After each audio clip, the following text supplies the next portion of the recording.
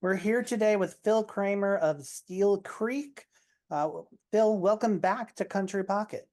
Hey, thanks so much for having me on again, Trevor. It's great to be here. The new album is called Towards the Light. Um, and the first song I played is called Ridgeline. Um, why do you think people keep waking up, taking their hands on that stone and pushing it up the hill? Uh, that's a great question. Yeah, so the line is I've been pushing on a stone that keeps rolling down the hill. Is it foolish pride that keeps me going or pure force of will? And sometimes it's hard to tell, should I be out here pushing it up again? Um, but I'm of the general belief that we should, we got to keep trying, we got to keep going for it. I mean, I think that comes up sort of all over the record of, um, you know, things aren't gonna work out the way you want them to all the time. It's not gonna go on a linear path, the stone's gonna roll back down the hill, but if we wanna get over the mountain and see the other side, we got to keep pushing it up there. Um, I think that's where I land on the question. But certainly when I wrote that song, I maybe wasn't as sure about that, you know. Uh, what is the motivator in pursuing this music career? Um, Hmm.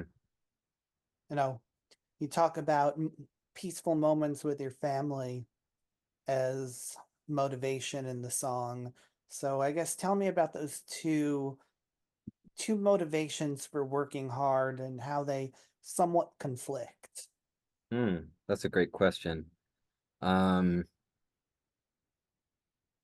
yeah, I guess I'll answer the first part, which was why keep working at the music thing? What is it about it that keeps drawing me back?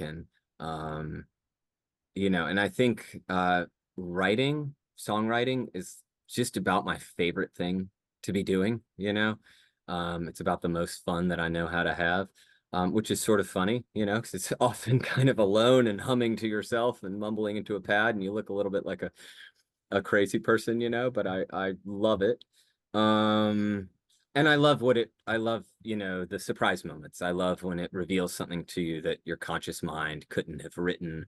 When the confinements, the constraints of like having to keep to rhyme and rhythm and meter, force you into discovering lines, um, and ideas that you couldn't have come up with on your own. And then I think, having had the experience now a couple of times of fleshing those songs out in a studio with just fabulous musicians, is going to be a strong number two of, all-time fun experiences just to watch those songs, get their sea legs and really to totally mix metaphors, totally bloom in that setting. Um, yeah, I think it is. Um, uh, I think you always want to make sure that you're not doing that to the detriment of the other things that are deeply important to you. And my family, I now have three young kids, and so obviously wanting to be there for them, um, and be present and supportive and helping them on their journey, is the most important thing. And so, um, Yeah, I think that I haven't had to deal with them conflicting too heavily um so far, but it's always something that you don't want to lose a handle on.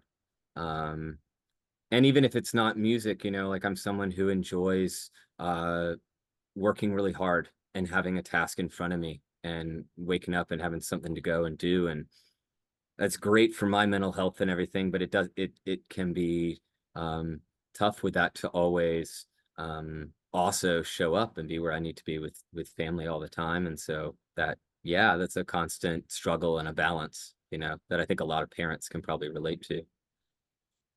Yeah, I mean, it's certainly a worthwhile hobby, are doing great work. And, you know, one of the benefits to not being extremely famous is you have a nice, easy time going back and hanging out with the family.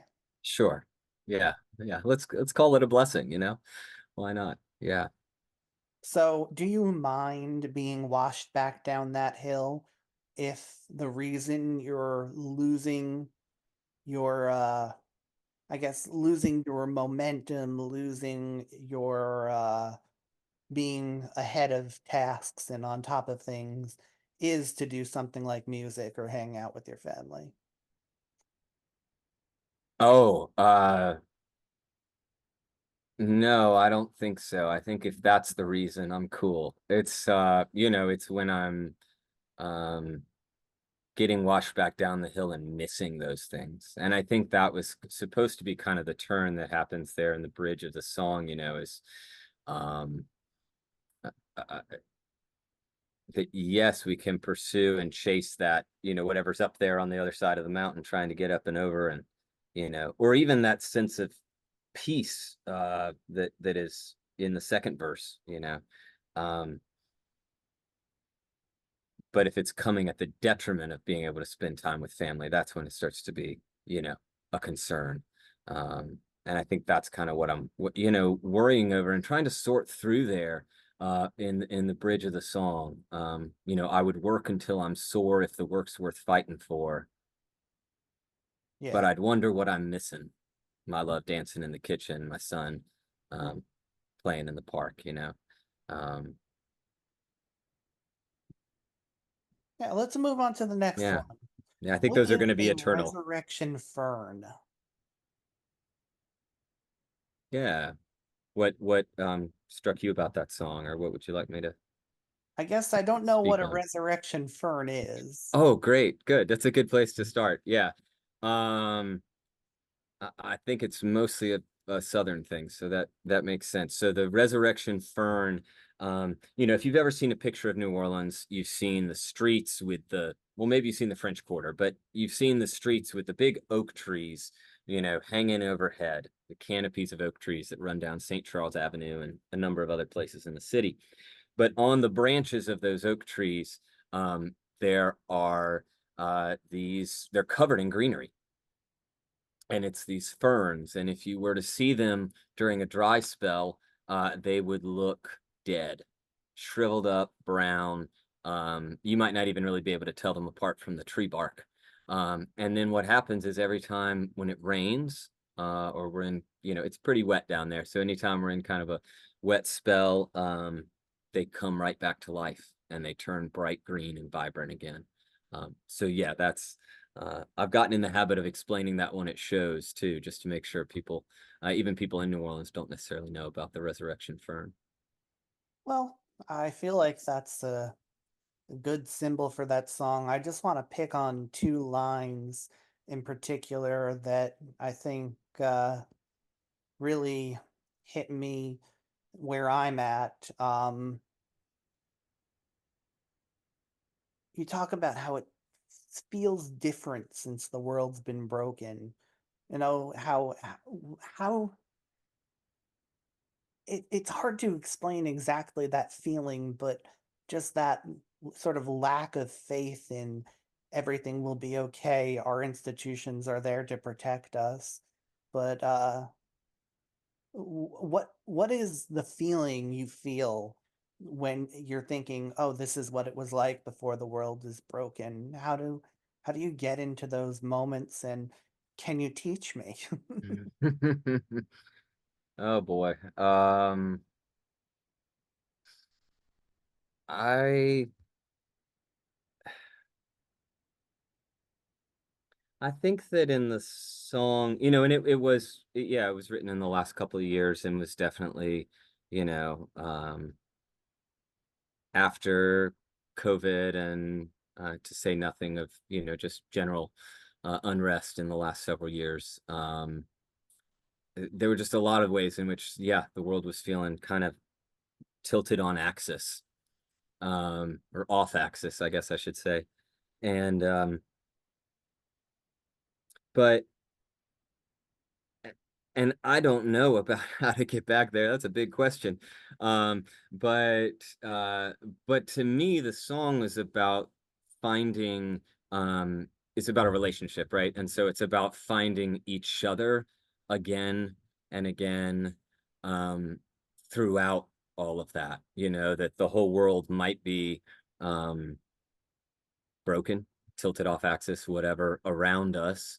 Um, that might be making us pretty stressed out. We might be, not in the place that we would love to be, but we have to keep coming back and finding each other again. I see that as a song that's about kind of, um, there are a lot of songs about like puppy love and romance and falling in and out of love and all those things. And I forget which songwriter it was that I heard say something about the middle part of love. When you've been with someone for a long time and you're, it's not in either of those places, it's in a place where you have to continually kind of find each other over and over again. Um, and you don't always, the chorus says, it's not an oath, it's not a what is it? It's not an oath, it's not something else. And the point there is like if you're married, it's an oath, okay, but that how I'm gonna show up today for you, I'm going to keep trying and I'm going to keep showing up and we're going to keep showing up for each other, um, come hell or high water. Yeah. Yeah, come hell or high water, indeed. The other line that hit me hard is being young enough to make plans as the universe unravels. Like, is that a blessing or a curse?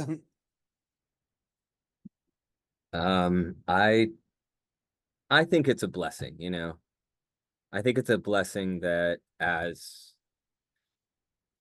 you know, that each new generation, comes with its fresh energy and wants to reinvent the world anew, I think that's great. I certainly felt that when I was um younger, and I'm not saying I never feel it now, but it was, when I was whatever, 18 to 22, it felt like, yeah, all right, this is our time. Let's go, Um, and um, and you make lots of big plans then, and hopefully in a way you never stop. Like hopefully you keep dreaming and making those big plans, but it does get harder and more complicated as you get older and have more responsibilities and all of those things. All right, let's hear Resurrection Fern, and we'll be right back.